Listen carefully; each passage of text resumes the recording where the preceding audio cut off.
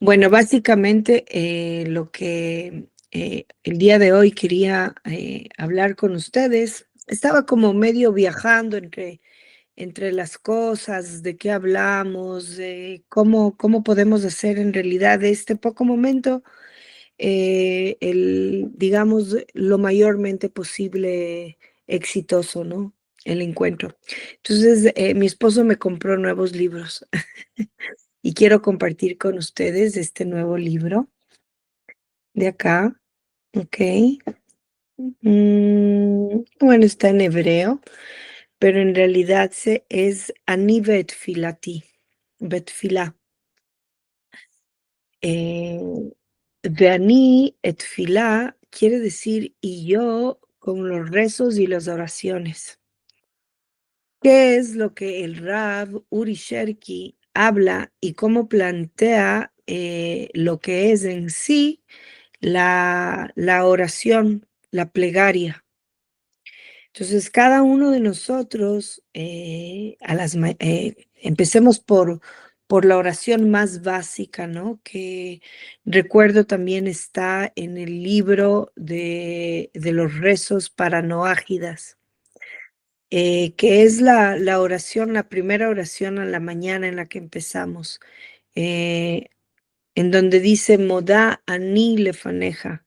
Modá ani lefaneja quiere decir, te agradezco yo, Señor, ante ti, she'exarta vi, que me regresaste dentro de mí, she'exarta vi nishmati, behemla rabá emunateja, que regresaste en mí, me devolviste el alma, behemla rabá, con una piedad muy grande, ve emunateja. Cuando dice veem una teja, yo creo que habíamos hablado ya en algunas ocasiones, se refiere que la santa creación, el poder este que existe en el mundo, tiene esa autoridad y tiene esa compasión y esa fe de que los actos que nosotros vamos a hacer en el día en que está transcurriendo son los actos en los que Él cree en nosotros, Begavá en una teja, es decir, Él está creyendo en nosotros, en que vamos a poder ser capaces de cumplir con los preceptos y con las necesidades y podernos gobernar nuestras tendencias, nuestros instintos por medio de la disciplina, como obviamente, ¿verdad? Entonces vamos a entrar un poquito en había hecho el había hecho esto acá, entonces quiero compartirles. ¿Logran ver lo que estoy ahora enseñando? Sí, Moral, Moral. sí, ven. Sí, ¿Y me ven a mí también? ¿Sí? Sí, Perfecto. sí, Moral, sí. Vamos a entrar a una paradoja, ¿ok? Es decir, de aquí, de esta clase, puede llegar a pasar que salgan un poco, digamos, con varias preguntas, porque es el inicio simplemente de lo que va a ser la definición y los desafíos para poder entender lo que es la oración y la paradoja que es en sí la oración, porque hay hay muchos cuestionamientos dentro de lo que es la oración. Usualmente, cuando aparece la oración en esa relación entre lo que es mi persona con el Santo Creador, con la creación. Entonces, cuando yo hablo de la oración, entiendo que es una petición para suplir, tengo una carencia, ¿verdad? Entonces, si yo tengo una carencia, estamos hablando que cuando hay una oración, la oración es una solicitud en la que la persona se dirige a Dios para que nuestro Santo Creador satisfaga nuestras necesidades. Entonces, aquí hay una gran pregunta. Si estamos hablando que el Creador es ese ente que nos entrega todo lo que necesitamos. Inclusive si va a ser una enfermedad, puede ser que la enfermedad, no hay mal que por bien no venga, dicen, ¿no? Entonces, ¿cómo es posible que yo puedo atreverme a pedir que Dios cambie los decretos que me está entregando? Es como decir, un padre y una madre que deciden que los hijos van a dormir a las 8 de la mañana, a las 8 de la noche. Y viene el niño y le dice, Mapitón, ¿por qué voy a dormir a las 8 de la noche? Por favor, te pido que me dejes dormir a las 12 de la noche. Entonces el hijo está, digamos, sublevándose hacia los deseos del padre y todavía no entiende, él en su mínimo pensamiento, no entiende que debe tener varias horas de descanso en la noche para que al día de mañana se levante y vaya él a la escuela y vaya descansado, etcétera, etcétera. Entonces el niño una y otra vez, una y otra vez, una y otra vez dice, no, yo te pido de favor, me dejes dormir a las 12 de la noche, me dejes dormir a las 12 de la noche, me dejes dormir a las 12 de la noche. El padre ante tal súplica, una y otra y otra y otra y otra vez, da el brazo a torcer y permite que el niño se vaya a dormir a las 12 de la noche. Pero entonces ahí vamos a ver que el niño va a rendir menos en los estudios, el niño va a rendir, tal vez, probablemente va a estar cansado el siguiente día en la escuela, etcétera, etcétera, etcétera. Es decir, va a haber un sinnúmero de consecuencias ante el pedido del niño hacia el padre. ¿Hasta aquí estamos de acuerdo?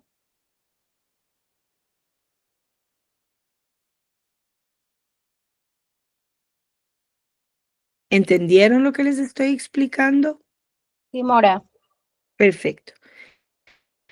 El niño no entiende todo ese análisis que el padre necesitaba, que el padre tenía para que el día siguiente logre tener éxito en los estudios, ¿verdad? Él no entendía. ¿Por qué? Son niños. Entonces aquí viene la paradoja. Cuando yo estoy haciendo una oración, ¿es correcto realmente lo que estoy pidiendo? Por ejemplo, en la amidad, cuando uno hace el rezo de la amidad, que es el rezo que se le hace 3 veces al día, ¿no? Uno empieza con alabanzas, luego la súplica y luego el agradecimiento. Es decir, que hay como un camino a seguir, ¿no? Entonces, primero uno agradece, uno alaba, uno alaba, uno le dice a Hashem lo maravilloso que es, la fuerza inmensa que tiene. La súplica, luego pedimos la súplica y luego se considera inapropiado pedir sin antes alabar o recibir sin después agradecer, ¿verdad? Ahora yo les voy a entregar otra, eh, otra presentación que también es muy importante para que podamos entender a dónde quiero llegar después de haberles dado este ejemplo, que es el ejemplo del niño, digamos, donde logran ver la presentación. Sí, Mora. Clara, clarita. Gracias. Ya. Vamos a poder ver lo que es la paradoja, esta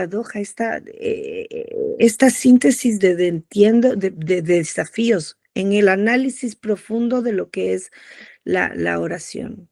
El punto de partida. Iniciamos nuestro estudio con un elemento fundamental de la vida espiritual. Descubriremos cuál es la definición, cuál es el contexto y las preguntas que se plantea sobre una relación que debe existirse con el Creador. ¿Ok? La definición especial, esencial en todo esto es la súplica. La Biblia hebrea, en el libro de Beit Elohim, define la oración en una forma muy específica. La oración es la petición que una persona dirige a Dios para que supla su carencia. Es decir, nosotros estamos pidiéndole al Santo Creador, como el niño que pedía al Padre cambiar el horario. Estamos hablando de una carencia. El niño cree que carece de tiempo para seguir jugando, seguir haciendo lo que sea, entonces le pide al padre. Nosotros de alguna forma tenemos 1001 carencias, ya sea con el hogar, con el trabajo, con el día a día, con tal vez un vecino que hace bulla todas las noches, hace ruidos, económicos, etcétera. Esta definición distingue la oración cuando estamos hablando que es un pedido para suplir una carencia. Estamos hablando que esto se convierte en una petición. Si es una petición, estamos hablando que se necesita, que debe satisfacer una necesidad. Si es una petición, es decir, automáticamente existe una necesidad. En ese mismo momento, yo separo la oración de una alabanza o del estudio de la Torá. La alabanza es otra cosa. La oración es una petición. Entonces, de ahí vamos a ver. El corazón de la oración de la Amidá nos enseña que no es apropiado pedir antes de alabar, ni recibir algo que se recibe en este mundo sin agradecer. Entonces, de aquí nosotros estamos aprendiendo algo muy importante, que cuando uno tiene una petición ante el Creador, en una oración, y vamos a orarle al Creador, es importante empezar con una alabanza. Esta alabanza me acerca al Creador. Esa alabanza me hace sentir, ¿y qué es la alabanza al Padre Santo Creador? Tú que has creado todo este mundo, tú que sabes cuáles son mis necesidades y qué es lo correcto para mí. Yo por eso siempre digo cuando estoy rezando, Hashem taseh retzoni keretzonja. ¿Qué quiere decir esto? Haz de mis necesidades y de mis peticiones, haz de ellas que sean tus peticiones y tus necesidades. Y si yo estoy pidiendo algo que tú me vas que pido algo que tal vez no me va a dar a mí salud, no me va a entregar una armonía completa, Señor, quita de mí toda necesidad, quita de mí todas estas ganas de acercarme a esta petición. ¿Cuántas veces nosotros pedimos como el niño pequeño, déjame ir a dormir a las 12 de la noche? A la final el padre cede y al final de cuentas quien está lastimado al siguiente día es uno mismo. Es tan importante, por eso empezar con una alabanza, haciéndome entender primero a mí mismo que el Santo Creador, haz de mis peticiones que sean unas peticiones que tú des la bendición y que mis peticiones y mis necesidades sean con tu ayuda, Padre Sagrado, lo mejor para mi armonía y para la armonía de quienes me rodean. Taseh retzoni keretzonja. Haz mi petición que es como parte de tu petición. Luego se viene con la súplica que es la representación de nuestras necesidades, y a la final es de esa confesión en donde agradecemos con un reconocimiento y la gratitud. Cuando ores, recuerda ante quién te presentas. Y esto está escrito en el Otzar de Midrashim. Cuando nosotros estamos rezando, debemos siempre recordar ante quién estamos haciendo la petición, quién está en mi delante. Entonces es importante y vamos a entender que aquí, cuando vamos a orar, van a existir 3 desafíos para que nosotros entendamos lo que es, según lo que dice el Rabbi Sherki, Uri Sherki, la oración en sí. y hay un primer desafío. Vamos a entrar en el primer desafío. Dice, ¿estamos tratando a Dios como un ídolo? Vamos a entender desde qué punto empieza toda esta paradoja. El acto de orar contiene una paradoja fundamental. Al hablarle al Creador para influir en su voluntad y sus acciones, nos acercamos a un concepto idólatra. ¿Desde qué punto de vista? Analicemos. ¿Cómo se diferencia nuestra oración de la creencia pagana de que una deidad quiere decir esa fuerza superior a nosotras, puede ser manipulada por nuestras palabras y deseos? El contenido de lo que decimos vendría a ser, en pocas palabras, casi idólatra. Aquí quiero parar un segundo y abrir con ustedes un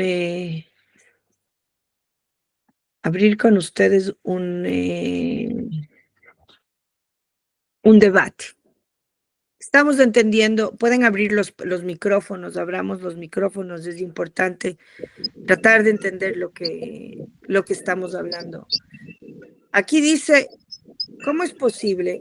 Me estás hablando, nos dice esto, que la oración en cierta forma vendría a ser un tipo de idolatría, porque estoy diciendo que yo, con mis palabras y mis peticiones, puedo lograr que la naturaleza cambie, puedo pedir algo al Creador y el Creador puede cambiar, como lo que pasaba con este niño, ¿no? El ejemplo metafórico del niño, que entonces, ¿esto es una idolatría? ¿No es una idolatría? ¿Cómo ustedes logran analizar esta plantación de este desafío? Porque es un desafío tratar de entender qué es la oración. ¿Cómo analizan ustedes esto? Mora, mi oración, te me corriges si me equivoco. Mi oración al Creador siempre es, sea tu voluntad, Señor, conceder, y yo le digo mi petición.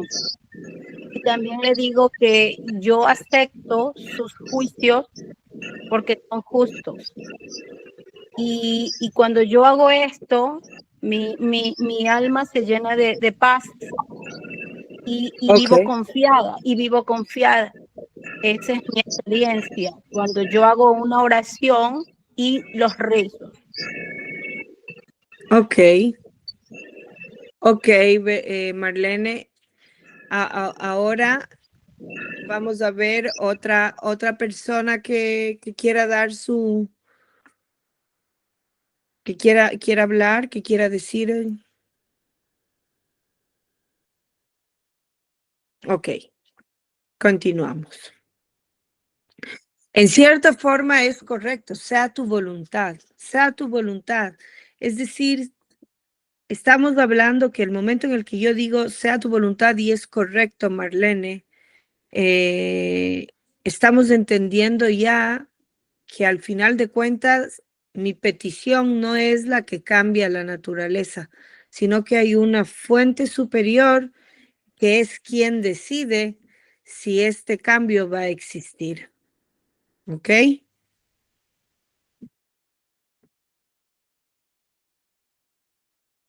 Vamos a venir acá. Disculpe. Entonces la diferencia sería en que uno creer que es la voluntad de Dios la que cambia las cosas y no es lo que yo le estoy pidiendo a Dios lo que cambia la naturaleza. Esa es la diferencia de ver la oración no como idolatría. Así es, exactamente, exactamente. Vamos a ver acá. Entonces estamos acá. ¿Ven la presentación? Sí, Mora, sí estamos viendo, sí. Perfecto. Entonces estamos entendiendo que en realidad, como habías dicho, Jorge, que hay la diferencia que nuestra oración nuestra oración no puede manipular, nuestras palabras no manipulan los deseos del Creador. El Creador, al fin de cuentas, es quien decide qué está bien y qué está mal para la realidad que nos rodea, pero de todas formas es necesario tener las peticiones en mente y tratar de pensar y analizar si en realidad la petición que tengo, no ser como un niño pequeño, caprichoso, que pide ir a dormir a las 12 de la noche cuando sabe ya que al siguiente día puede levantarse cansado. Hay veces cuántas cosas nosotros podemos llegar a pedir que son innecesarias. Entonces ahí hay una responsabilidad también por nuestra parte, tratar de entender qué es realmente lo que nos conviene. El segundo desafío, sí, claro. Mora, una pregunta, Mora. Por ejemplo, usted dice que, bueno, yo ya lo he sabido, que primero se alaba al Creador, luego viene la petición de la necesidad y al final viene el agradecimiento. Mi pregunta es,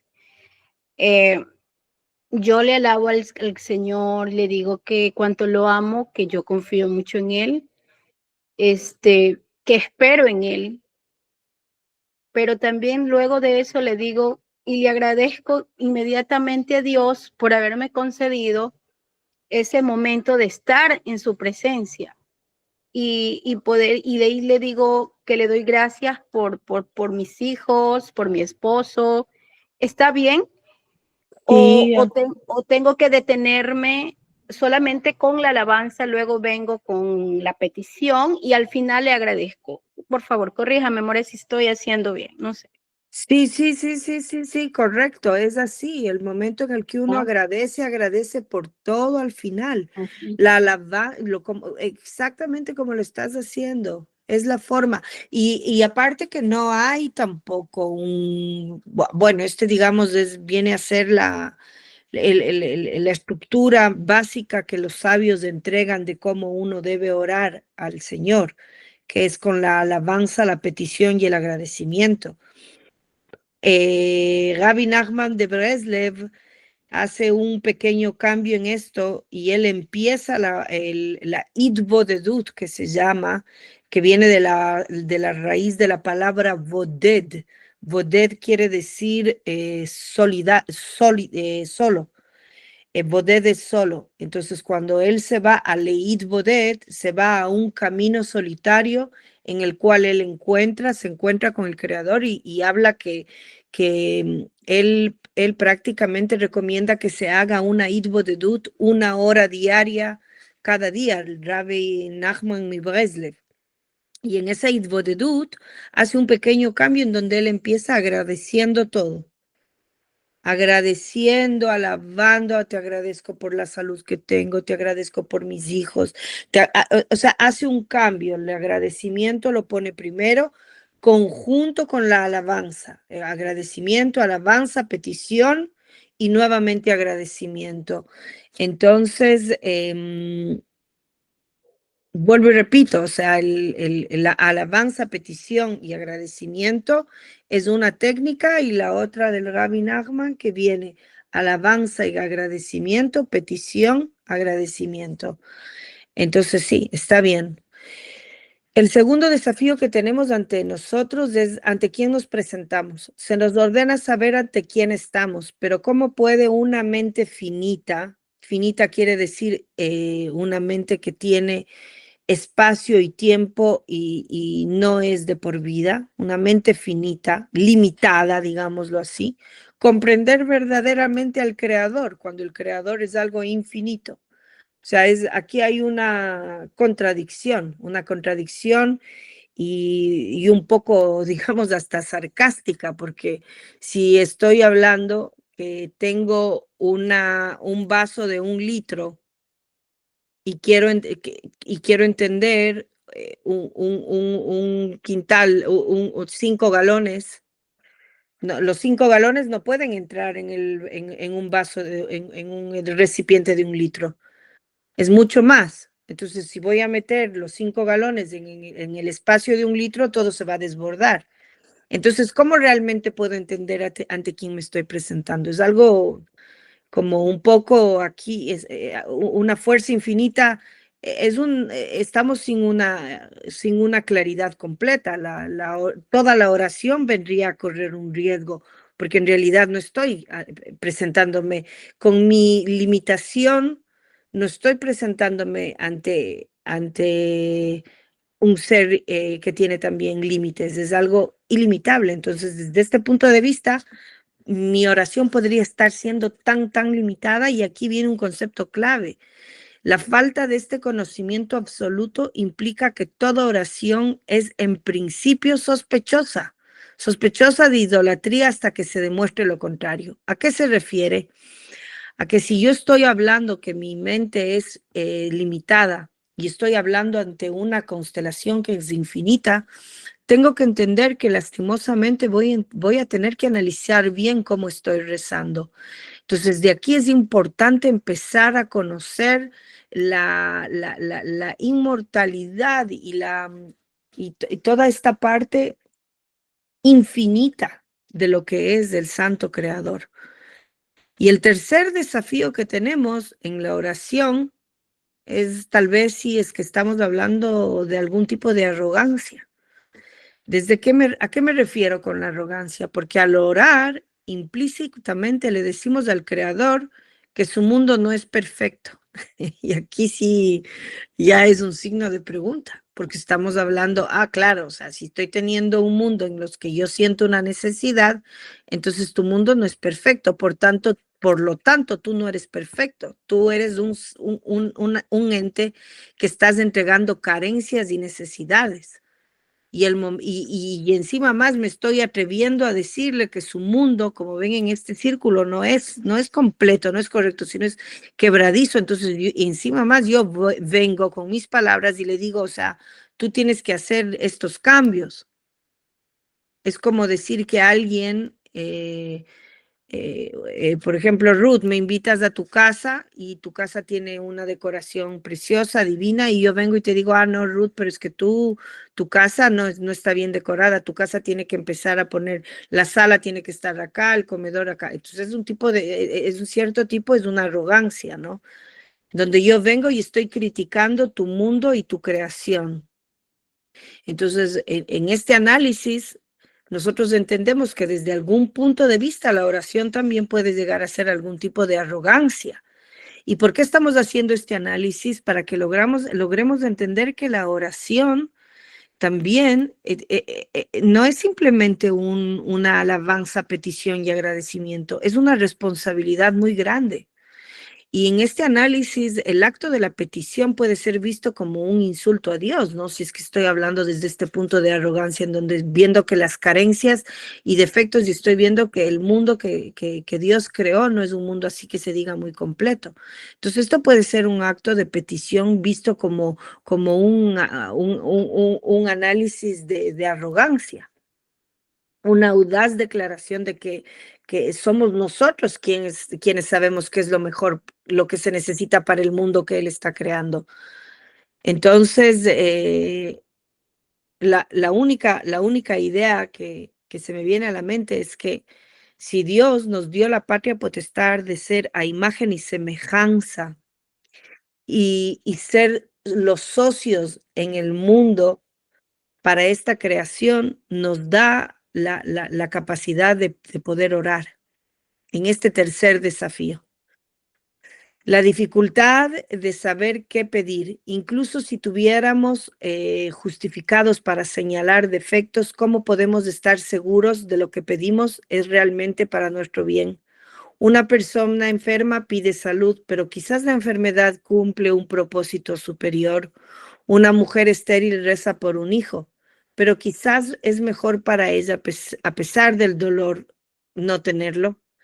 La conclusión inquietante: si una persona pide algo inapropiado y su oración es respondida, el resultado puede ser terrible. Entonces, en la oración vamos a entender que hay un tipo de tensión, que es una tensión fundamental. El acto de orar nos obliga a habitar dentro de 3 tensiones profundas e ineludibles. Es decir, que no podemos cerrar nuestros ojos ante esto. El riesgo de la idolatría, la delgada línea entre influenciar y manipular, la obligación de conocer ante quién nosotros estamos pidiendo y orando, el mandato de conocer a un creador que es por definición inconsignible, es decir, no podemos entender por definición mental lo que los 5 galones no pueden entrar en un empaque de 1 litro. Es decir, que somos limitados para poder entender la grandeza del Creador y por qué a veces nuestras oraciones tal vez no son contestadas. Y muchas de las veces sí. Y la humildad de la arrogancia, es decir, entender que pedir versus la arrogancia de creer que sabemos que de qué se necesita, qué necesitamos.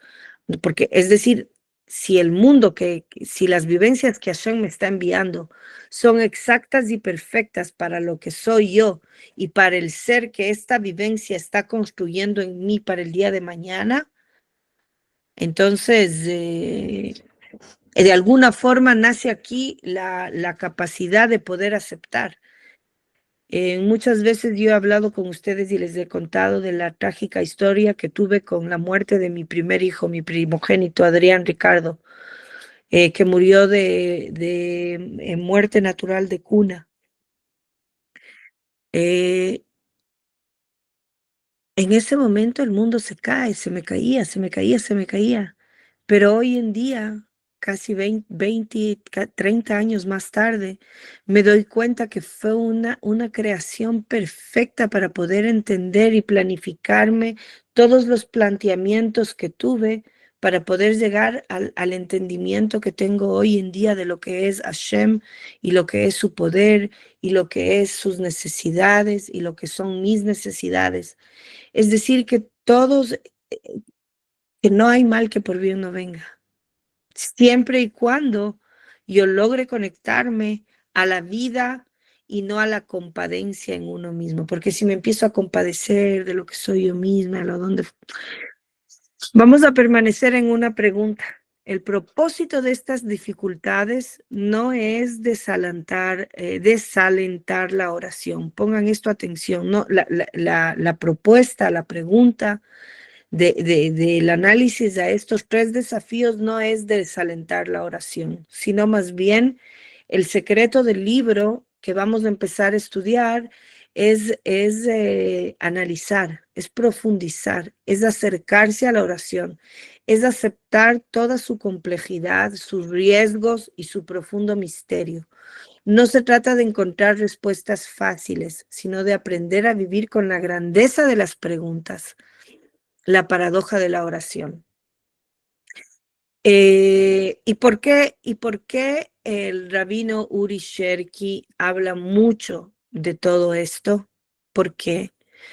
Porque a nosotros, lastimosamente, en lo que es el mundo del aprendizaje, cuando nosotros fuimos niños, ¿no? Y lastimosamente, pues, ¿qué se le va a hacer? Venimos de un mundo subdesarrollado, en un país subdesarrollado, en donde se nos juzgaba mucho por preguntar, porque el niño que preguntaba era mal visto. Era, a ver, usted cállese, mijito, majadero, malcriado, a ver, ¿qué se cree atrevido que usted está preguntando a los adultos? Entonces, nos fueron castrando mentalmente para no cuestionarnos. Y, y, y los y el legado maravilloso que tiene el Rav Uri Sherki y todos los sabios de Israel es bendecir el cuestionamiento. Es decir, hay una librería maravillosa que es el Talmud Babli, el Talmud Yerushalmi y todos los Midrashim, en donde son preguntas y debates y más debates y más debates de él dijo esto y el otro dijo este otro y el análisis de lo que vamos a hacer. Entonces, si estamos teniendo en cuenta que nosotros somos un tipo de compañeros del Santo Creador en esta naturaleza que nos rodea, tenemos la responsabilidad infinita de entender lo que es la oración y cómo yo debo dirigirme ante esta presencia. ¿Y cómo se conecta esto con la Parashat Shavua? Fijémonos mucho que viene aquí, hay una oración en donde José recibe la bendición material del primogénito, el momento en donde Jacob estaba ya a punto de separarse de su, perdón, voy a hacer una nueva, eh, perdón. Aquí está. No, esto no es. Aquí. Habíamos hablado que en esta Parashat Shavua se ve cómo José está ya a punto de morir, está en su cama, se sienta, habla con todos sus hijos, les llama, les empieza a dar la bendición uno a otro y Jacob eleva a sus dos y Jacob eleva a sus dos hijos que eran en realidad sus nietos, Efraim y Menashe. Y ellos son los que reciben la bendición, los hijos de José. Entonces aquí estamos viendo la importancia de la bendición,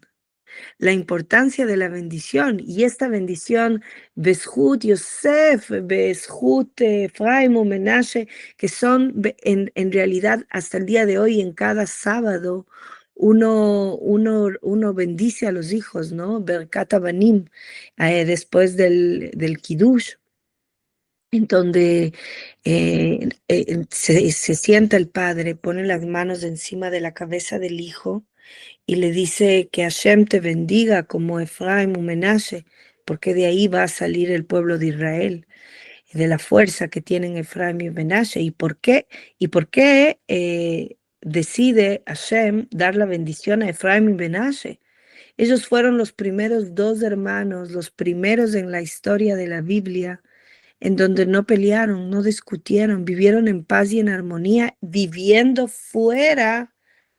en Mitzrayim, en Eretz Goshen, que era en esa época, en la tierra de Goshen.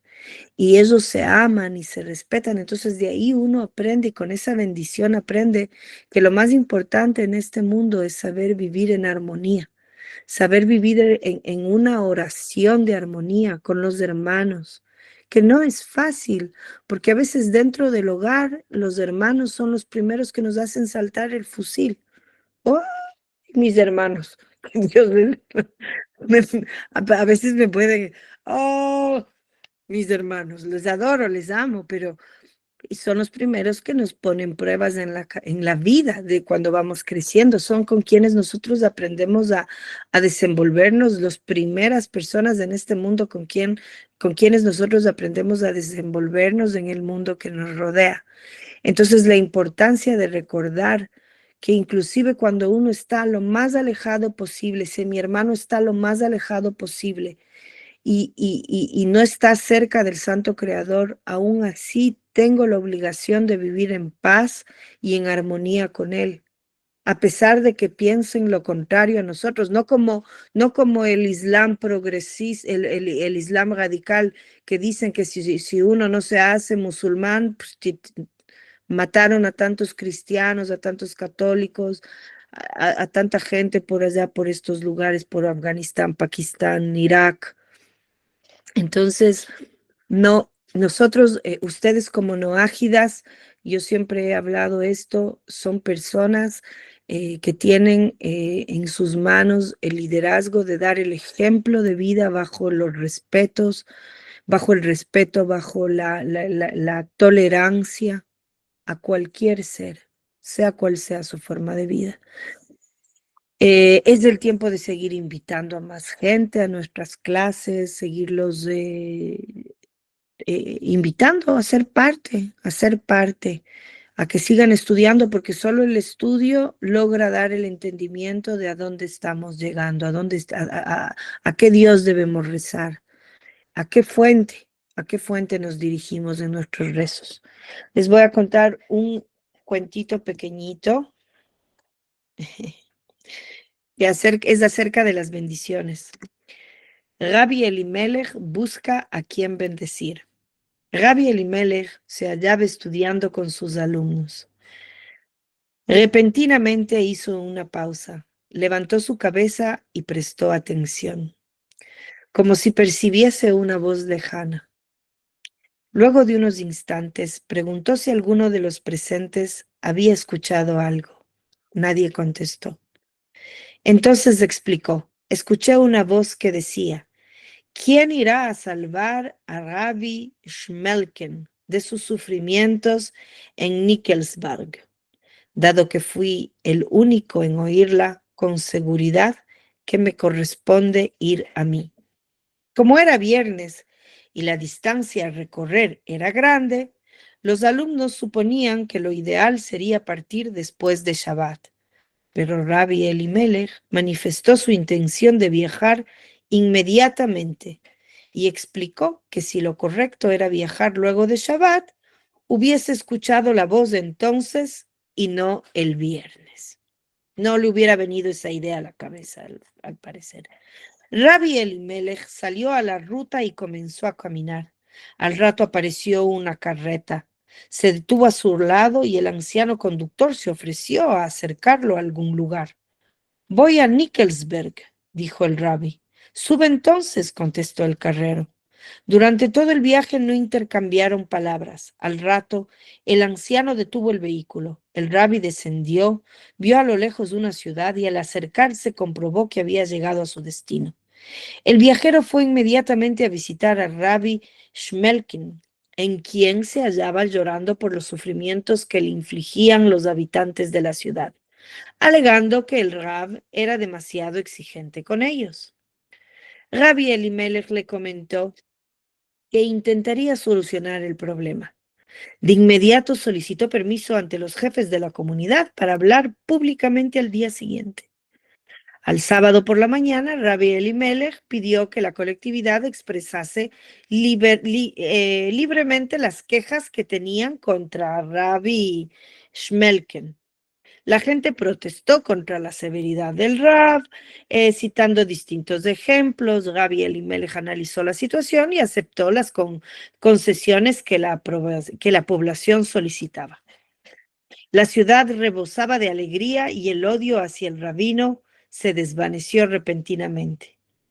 Se organizó una fiesta en la noche en la cual se proclamaba al visitante como Rab de la ciudad.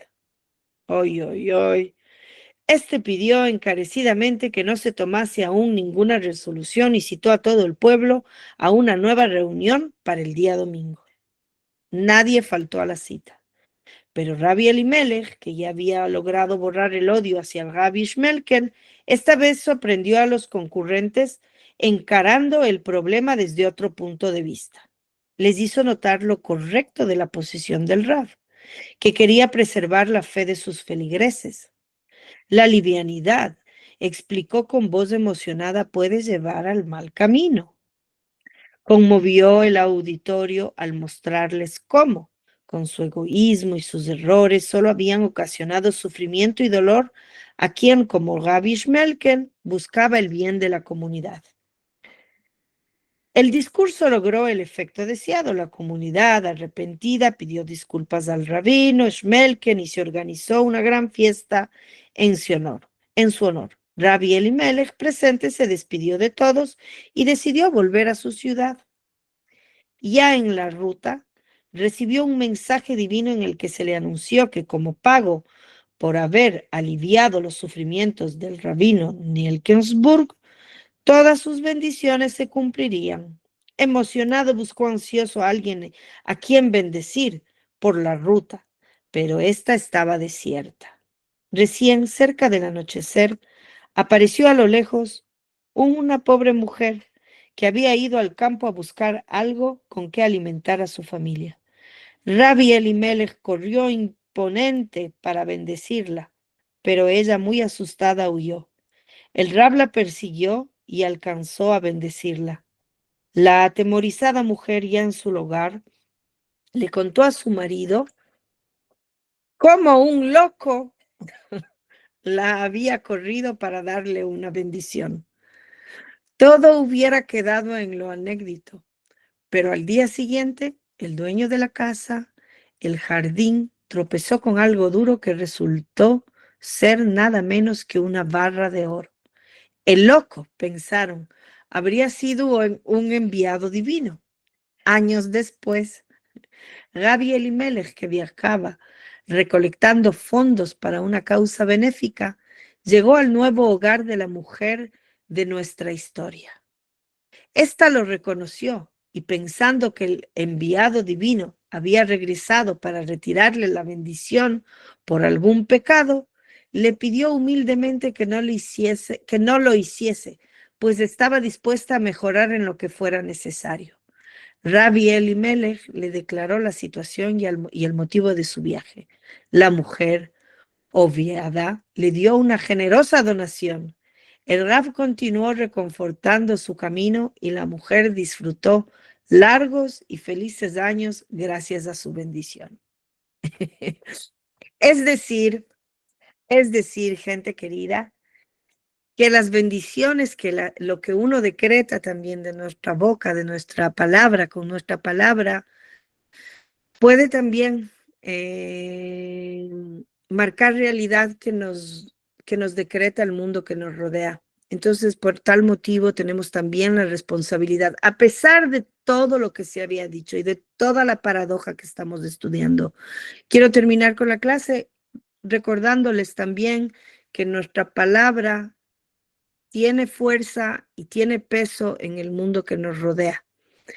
Entonces, no estamos cambiando el mundo, al fin de cuentas, Hashem decide cómo cambiarlo, pero sí somos socios activos y un ente más que va construyendo poco a poco, también por medio de lo que hablamos, lo que pedimos, lo que bendecimos, el mundo que nos rodea. Gente, nos vemos la próxima semana, Bezrat Hashem. Gracias, Mora. Tremenda clase. Hermosa. Ella con Gracias, mucho conocimiento, mucha enseñanza para desarrollarla y volver a repetir en momentos. Sí, Bezrat mucho, Hashem. sí. Gracias, Mora. Con amor, nos vemos. Que tengan un lindo fin de semana. Chao por Gracias, ahora. Mora. Un Gracias, abrazo. Mora. Gracias Shalom. igualmente. Baruch gracias. Hashem. Shalom, Bye, bye. bendiciones. Baruch Chao. Hashem. Chao.